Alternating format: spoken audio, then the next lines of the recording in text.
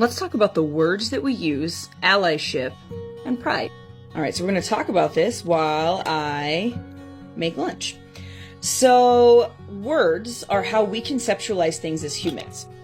But think about a time when you were a kid and you had a gut instinct, a feeling, an intuition, whatever you want to call it.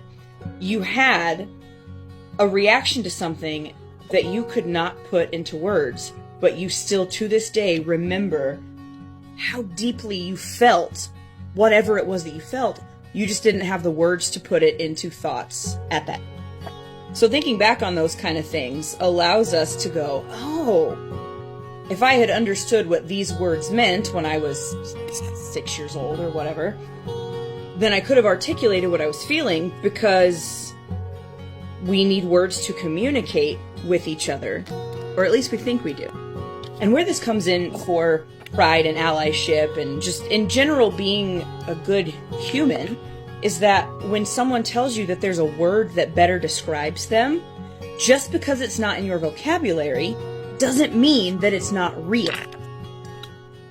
So when we use words like cis and trans and people get offended by them, all that is them not wanting to accept that there's a word for something that they are not.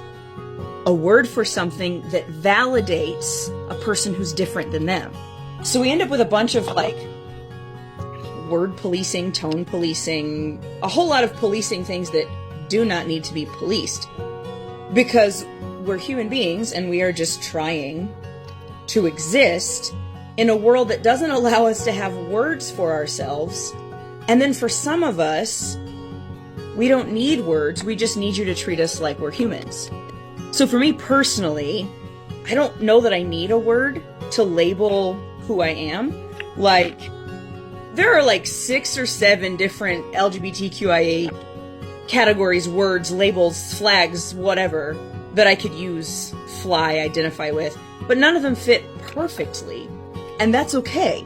So when someone says they're not sure about how to identify, it's not because they don't know that they're part of the queer community.